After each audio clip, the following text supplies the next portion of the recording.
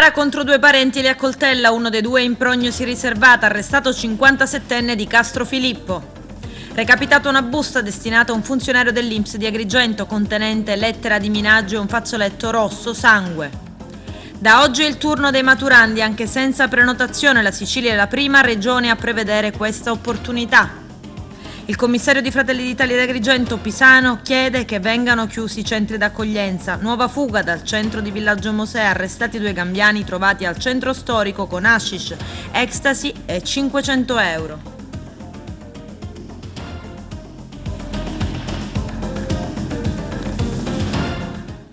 Bentrovati gentili telespettatori al nostro appuntamento con l'informazione. In apertura parliamo del tentato omicidio a Castrofilippo. Spara contro due parenti e li accoltella, uno dei due in prognosi riservata, arrestato un 57enne. Il servizio del nostro direttore Arturo Cantella. Un incredibile gesto è avvenuto a Castrofilippo. A Rotino taglia il braccio a un familiare e il colpevole viene arrestato dai carabinieri. Una notte di sangue, quella che tra sabato e domenica scorsa a Castrofilippo è avvenuto, dove una lite scoppiata in strada tra alcuni appartenenti alla famiglia dei nomadi camminanti, imparentati tra loro, è degenerata in una scena di violenza cruenta. Tutto è iniziato quando due pluripregiudicati dalle iniziali GR del 64 e PR dell'89, animati da futili motivi, si sono affrontati per strada a pochi metri dalle rispettive abitazioni.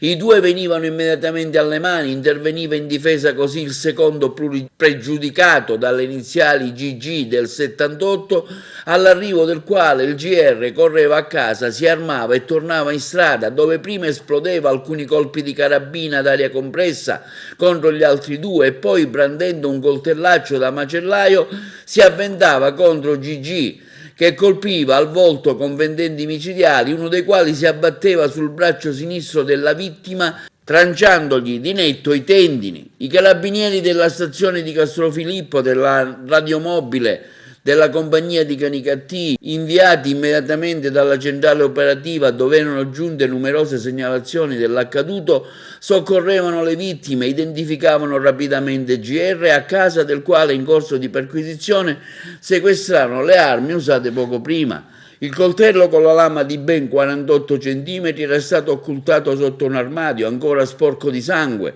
L'uomo viveva nella comunità dei nomadi camminanti e, conosciuto come Arrotino, veniva trovato in possesso di lame e coltelli. I medici dell'ospedale di Canicattì giudicavano le ferite di PR guaribili in 15 giorni, mentre per il GG si riservavano la prognosi, disponendo immediatamente il suo trasferimento presso il civico di Palermo, dove con un delicato intervento chirurgico si tenterà di restituirgli la funzionalità del braccio rimasto fortunosamente attaccato al corpo. GR, tratto in arresto dai carabinieri, è rinchiuso all'alba del domenica scorsa nel carcere di Enna, ha visto aggravarsi la propria pesante posizione. Per la Procura della Repubblica di Agrigento l'accusa è tentato omicidio pluriaggravato, per rispondere della quale il fermato comparirà nelle prossime ore davanti al GIP del Tribunale.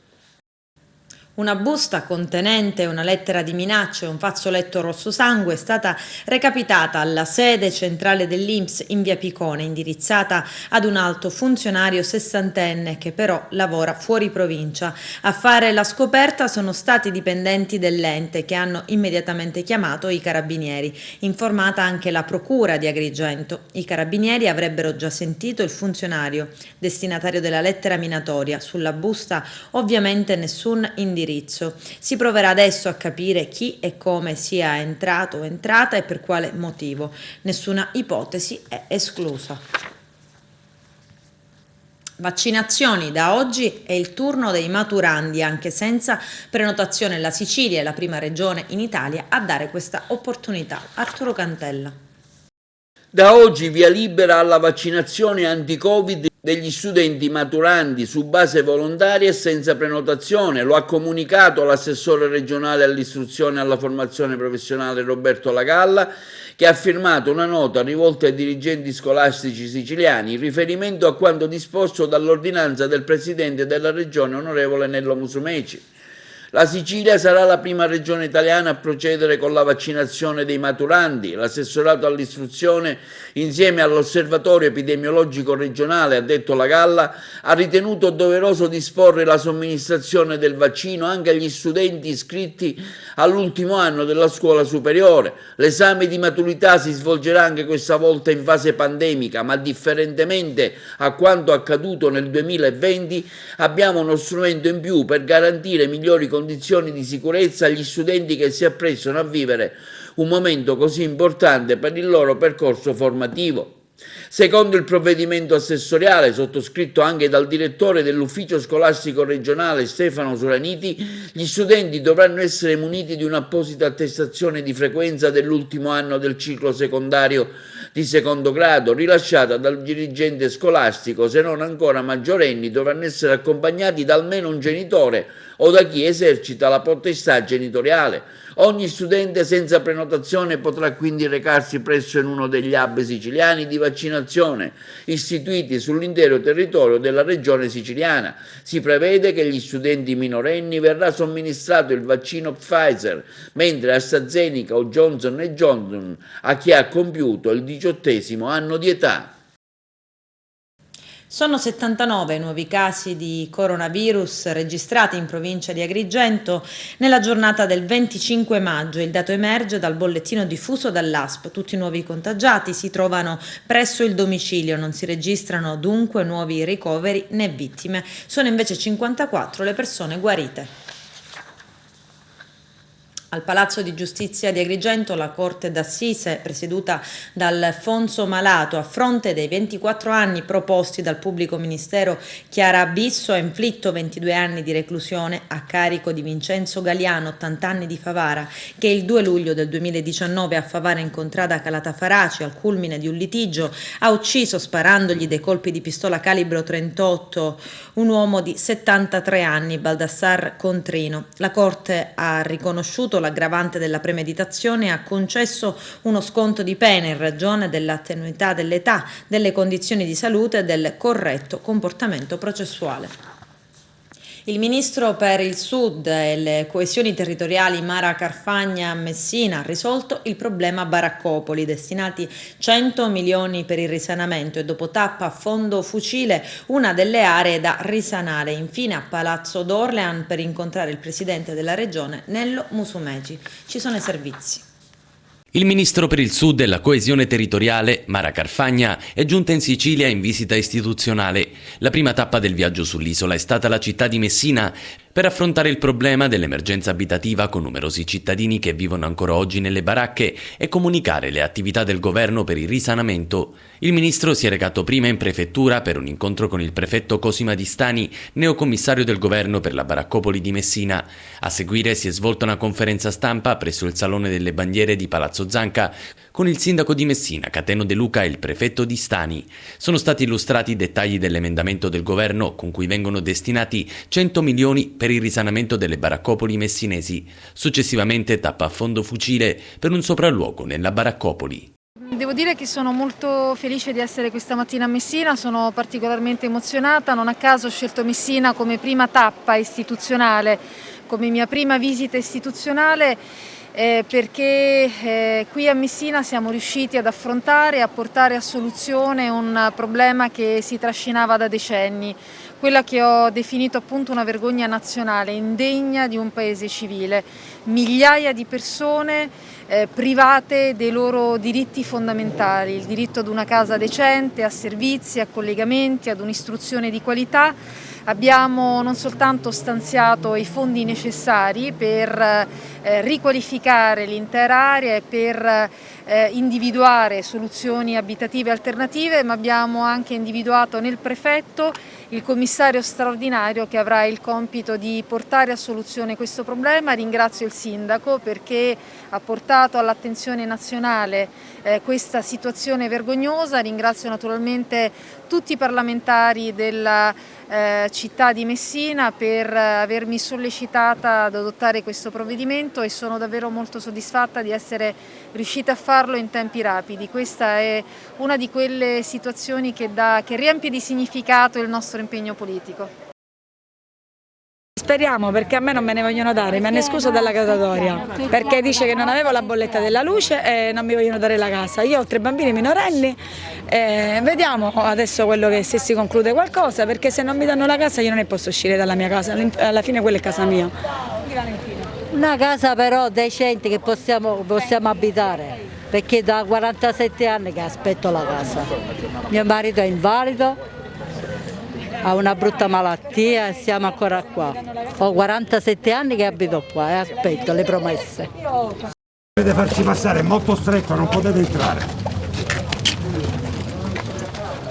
Allora, io vado un attimo e poi ritorno da voi, va bene? Grazie. Entro 60 giorni rivediamo. Se la classe politica e la classe istituzionale ci ha creduto, ora tocca alla città crederci, perché senza la loro collaborazione non andiamo avanti. Ci vuole assolutamente la collaborazione intera della città, perché naturalmente è un progetto ambizioso e come tutti i progetti ambiziosi deve essere condiviso e deve essere condiviso non solo dall'alto ma anche e soprattutto dal basso. Ma lei ha già cominciato a lavorare?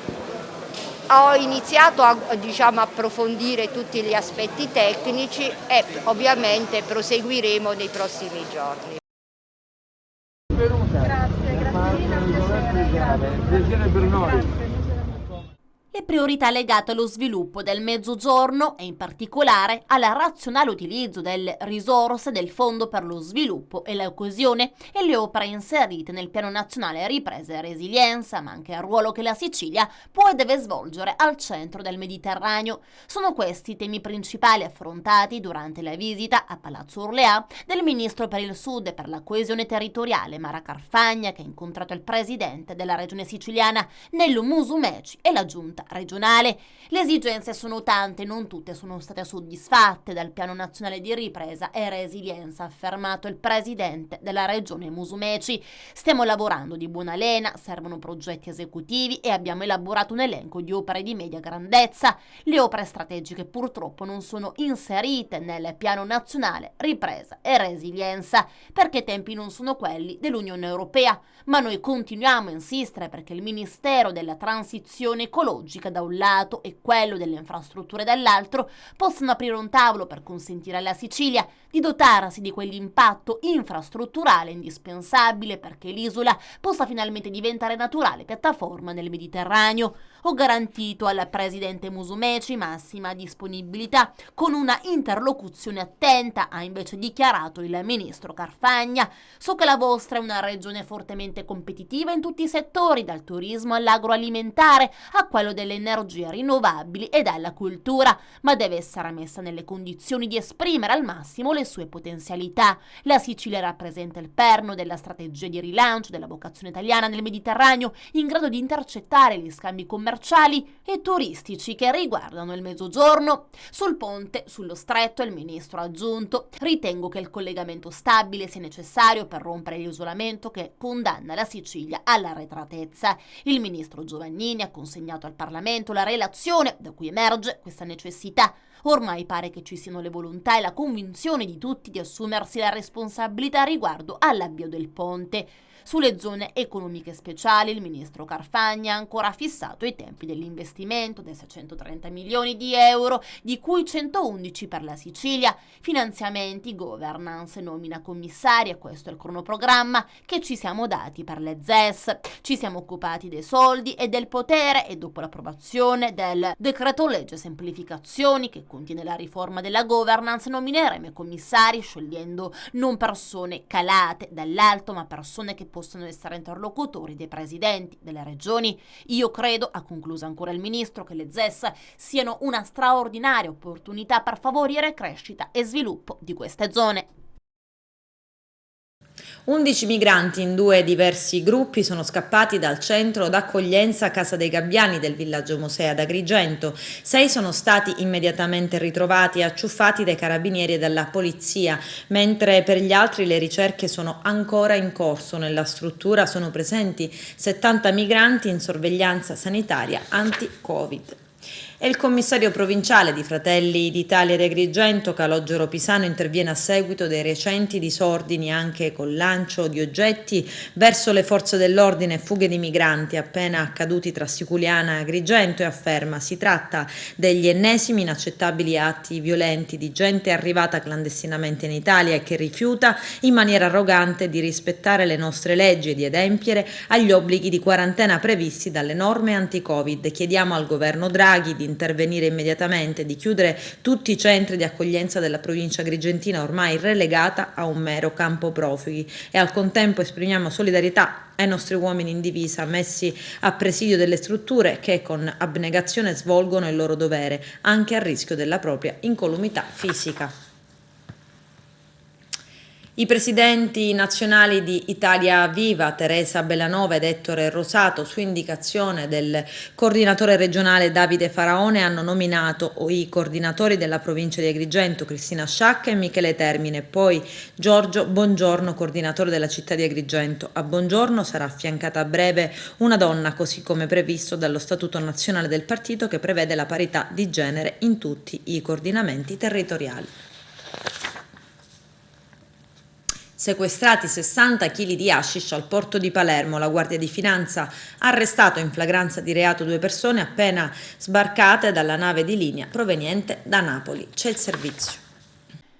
Finanzieri del comando provinciale di Palermo hanno arrestato in flagranza di reato 2 soggetti appena sbarcati al porto del capoluogo siciliano dalla nave di linea proveniente da Napoli a bordo di un mezzo pesante, rinvenendo quasi 60 kg di hashish all'interno della cabina dell'auto articolato. Le fiamme gialle del primo nucleo operativo metropolitano, costantemente impegnate nel più ampio dispositivo finalizzato alla prevenzione e repressione dei traffici illeciti nell'area portuale, hanno sottoposto a controllo un auto articolato con a bordo 2 soggetti originari del capoluogo siciliano, i quali manifestavano evidenti segni di agitazione alla vista dei militari. L'ispezione del mezzo, grazie anche all'impiego dell'unità cinofila antidroga e Elisir del gruppo pronto impiego del capoluogo, ha permesso di scoprire e sequestrare l'ingente carico di stupefacente occultato all'interno del vano cabina, stipato in 4 bustoni di plastica e frazionato in 116 blocchetti composti ognuno da 5 panetti da 100 grammi, nonché a seguito delle conseguenti perquisizioni personali 1.560 euro in contanti suddivisi in banconote di piccolo taglio e presumibilmente riconducibili all'attività di spaccio. Nella fragranza del reato sono scattate immediatamente le perquisizioni domiciliari presso le abitazioni dei 2 corrieri di 33 e 49 anni che subito dopo sono stati associati alla casa circondariale Antonio Lorusso Pagliarelli di Palermo a disposizione della Procura della Repubblica. Operazioni antidroga della polizia nel quartiere Brancaccio a Palermo. Sono state eseguite 12 misure cautelari in carcere. Circa 70 agenti del commissariato e della squadra mobile hanno effettuato diverse perquisizioni domiciliari nel rione Sperone alla ricerca di droghe e dei proventi derivanti dallo spaccio di stupefacenti. I provvedimenti firmati dal Tribunale su richiesta della Procura sono frutto dell'inchiesta intitolata Transit, tramite cui è stata smantellata una delle piazze di spaccio più attive nello smercio di stupefacenti in città. La polizia ha arrestato un palermitano di 38 anni indagato di trasporto di sostanze stupefacenti. Nel corso di una perquisizione sul camion alla sua guida sono stati trovati 102 kg di hashish. Il camionista è stato bloccato sull'autostrada Palermo-Messina a Bonfornello. Nel rimorchio sono state trovate 13 scatole di un noto marchio di detersivi con all'interno i panetti di sostanza stupefacente di tipo hashish. Il camionista è stato condotto nel carcere Lorusso di Pagliarelli. Ieri sera i carabinieri della compagnia di Agrigento e militari dell'esercito hanno letteralmente rastrellato tutte le perpendicolari e le parallele della centralissima via Atenea, nonché tutti i vicoli e vicoletti del cuore di Girgenti. 2 le persone arrestate in flagranza di reato. Si tratta di gambiani di 22 e 20 anni, 2 giovani che nell'abitazione di via Quartararo sono stati trovati in possesso di ben 20 grammi di hashish, già suddiviso in dosi, e di poco meno di una decina di pasticche di ecstasy e oltre 500 euro in contanti, denaro che è stato ritenuto probabile provento dell'illegale attività di spaccio. La droga, così come i soldi, banconote di piccolo taglio, è stata posta sotto sequestro. Uno dei 2 arrestati, su disposizione del sostituto procuratore di turno, è stato posto agli arresti domiciliari. L'altro, non avendo una fissa dimora, è stato invece, in attesa entrambi dell'udienza di convalida, posto nelle camere di sicurezza. I controlli da parte dei carabinieri della compagnia di Agrigento, che è coordinata dal capitano Marco La Rovere, andranno naturalmente avanti anche nei prossimi giorni e soprattutto in concomitanza con i fine settimana, quando appunto lo spazio di stupefacenti diviene quasi sistematico.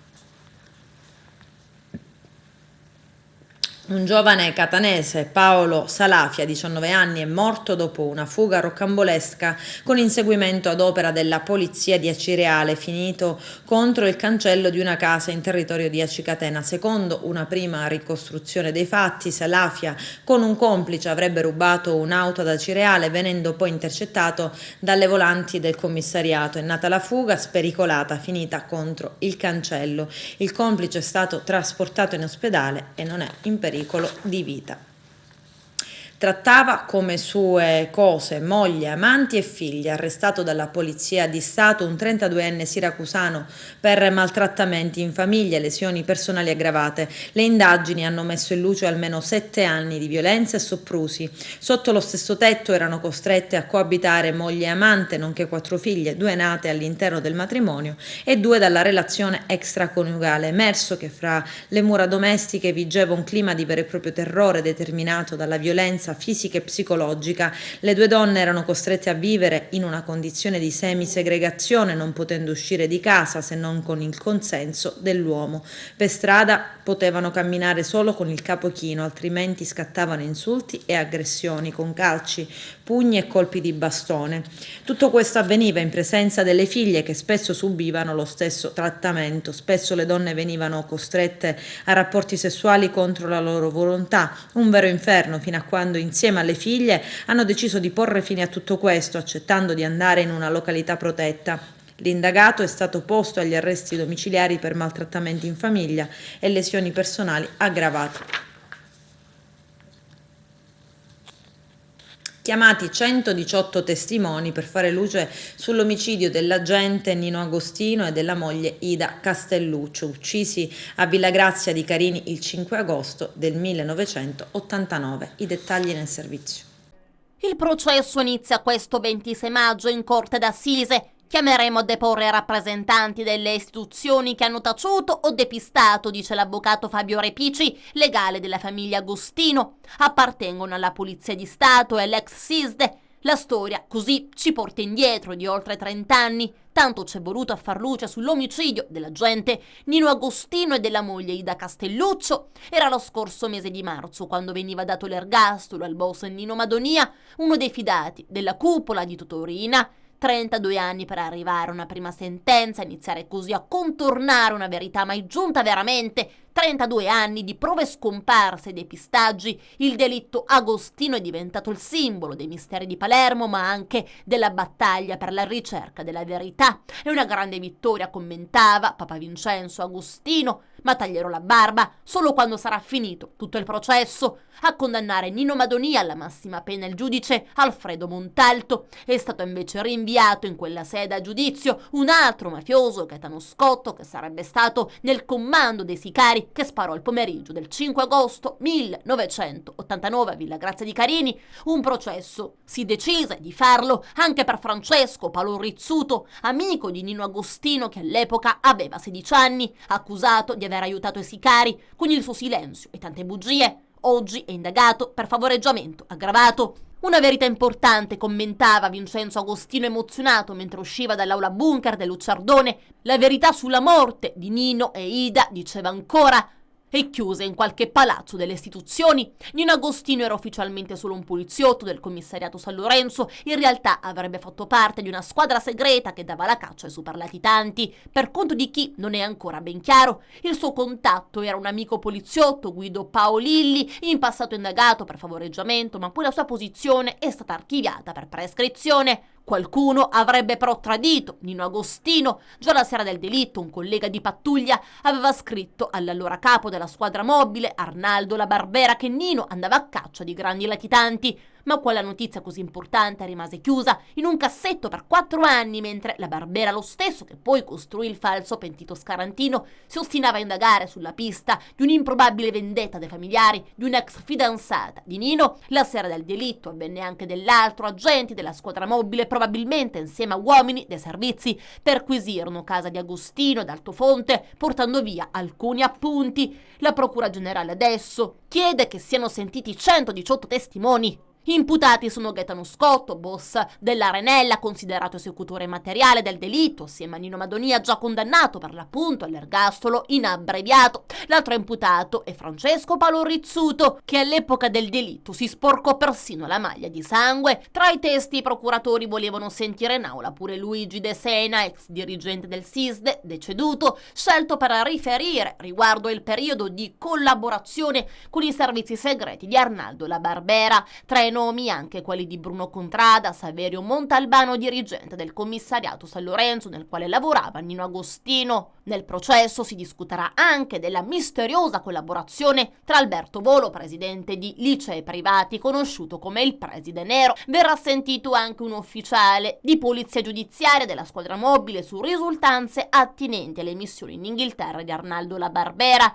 Nella lista dei 118 c'è anche Guido Paolilli. Secondo gli investigatori fu lui a inserire Agostino e poi anche Emanuele Piazza, sequestrato e ucciso 8 mesi dopo, l'agguato di Villa Grazia, nella squadra di poliziotti, agenti dei servizi che cercavano latitanti. Almeno questo era l'obiettivo ufficiale. Le anomalie nelle indagini sulla strage di Via D'Amelio costata la vita a Paolo Borsellino e alla scorta sono al centro dell'audizione dell'ex PM Antonino Ingroia davanti alla Commissione Antimafia regionale nell'ambito dell'inchiesta sul depistaggio delle indagini sull'attentato del 19 luglio del 1992. Vediamo. L'effetto sorpresa rispetto alla strage di Capaci, siccome era assolutamente prevedibile che l'obiettivo successivo sarebbe stato Borsellino, noi ritenemmo assolutamente grave e noi ritenevamo che non dovesse, come poi si è fatto, scaricarsi tutto sul questore di Palermo e poi con difficoltà le dimissioni anche del prefetto di Palermo avrebbe dovuto coinvolgere il capo della polizia, Vincenzo Parisi, e il ministro dell'interno, avere lasciato una scopertura del genere, il ministro dell'interno all'epoca senatore Mancino. E oggi, rileggendo la lettura dei fatti che abbiamo scoperto, stento a credere che possa essere stato tutto frutto soltanto di un'imperdonabile leggerezza. Troppe cose si sono sommate. Abbiamo fatto riferimento a questa cosa del jammer di Di Pietro. Spero che qualche autorità giudiziaria lo stia verificando in un modo o nell'altro. Poi, se mettiamo insieme altri fattori, e gli altri fattori riguardano chi e a chi arrivò, se arrivò a Palermo questa notizia, nelle mani di chi arrivò.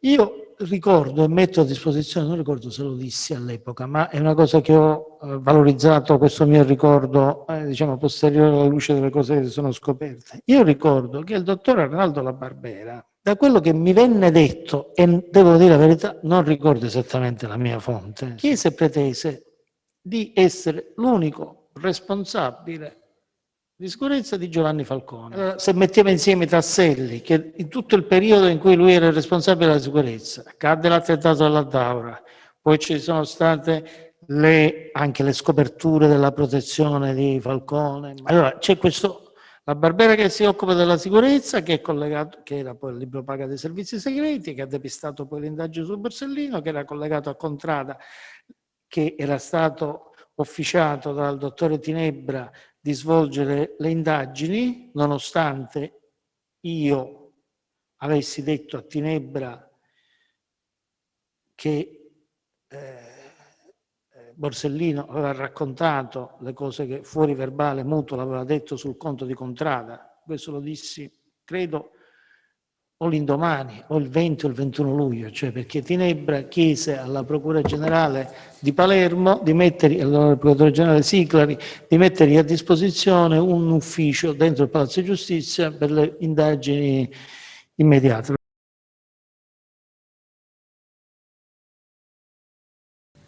Adesso c'è la pubblicità, a tra poco.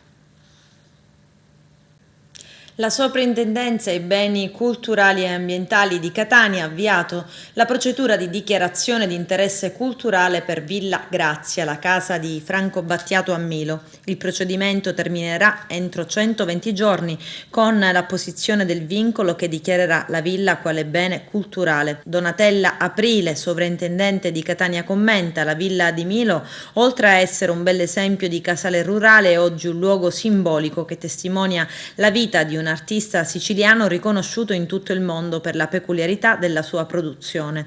La sua casa deve diventare, prosegue, un museo della musica. E l'assessore ai beni culturali Alberto Samonà afferma: Villa Grazia è un luogo unico perché esprime quel silenzio e quella spiritualità che Franco Battiato ci ha donato con la sua arte. Il vincolo culturale è un gesto di amore verso l'artista, ma anche di rispetto e di attenzione per quella che fu la sua dimora.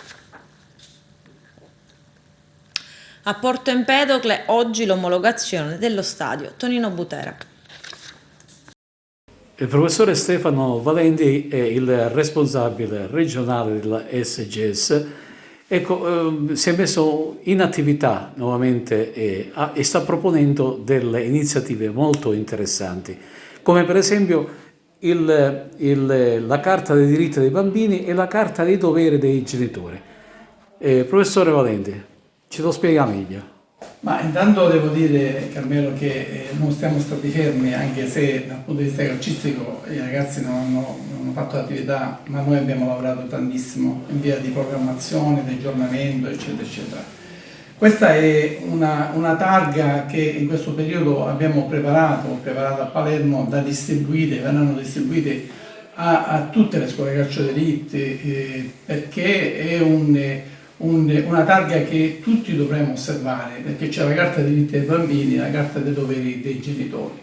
Accanto a questa carta, questa targa che verrà esposta presso tutti gli impianti sportivi, noi daremo anche degli opuscoli per quanto riguarda i genitori sui doveri dei genitori, perché qua sono raggruppati, ma abbiamo intenzione di darle direttamente ai genitori. Così come ci stiamo orientando, ci stiamo organizzando, abbiamo già fatto 2 incontri con i genitori delle società, delle scuole calciolitti, che oltre alla formazione dei tecnici e dei dirigenti ci stiamo anche dirigendo verso la formazione dei genitori. Abbiamo iniziato con dei rappresentanti, così come nella scuola, dei rappresentanti delle categorie pulcine, dei sorrienti, per ogni scuola di calcio. Devo dire che siamo già mercoledì prossimo, dopodomani, faremo il 3° incontro con i genitori, in cui andremo e vogliamo che ci sia grande collaborazione di queste 3 figure, il tecnico, il dirigente e il genitore, accanto al bambino. Il bambino che, ripeto, per la nostra fascia d'età, da 6, da 5 a 12 anni, il calcio deve essere visto come un divertimento, come una festa, come un gioco, non deve essere visto come il raggiungimento di determinati traguardi. E per fare questo abbiamo bisogno che tutti parliamo la stessa lingua, non solo la federazione, ma principalmente i tecnici, i dirigenti e soprattutto i genitori. I genitori devono accompagnare i bambini al campo per farli giocare. Quando finisce una partita non devono dire cosa hai fatto, hai vinto o hai perso, ma devono chiedere solo se si sono divertiti. Questo è uno degli obiettivi che ci siamo posti e noi faremo tutto il possibile affinché riusciamo a coinvolgere. So che non ne coinvolgeremo sicuramente tutti, ma speriamo di coinvolgere quanto più genitori possibile in questa nostra proposta. Carta dei diritti dei bambini e dei doveri dei genitori in tutte le scuole calcio. Carmelo Lentini. Siamo allo stadio comunale Collura di Porto Empedocle. Oggi è una giornata importante perché c'è l'omologazione definitiva dalla parte della LND Servizi di Roma, che sono arrivati questa mattina. È con noi il presidente della Consulta dello Sport, Carmelo Di Betta, che oggi è voluto essere presente per dare questa ulteriore benedizione a questa struttura. Sì, oggi è la giornata positiva per quanto riguarda l'omologazione dello stadio. Ci sono gli ingegneri e gli architetti dell'LND di Roma, e in questo momento sono, per quanto riguarda, impegnati al lavoro presso lo stadio qua Vincenzo Collura, come vedete, per dare il parere, spero positivo, in questa giornata.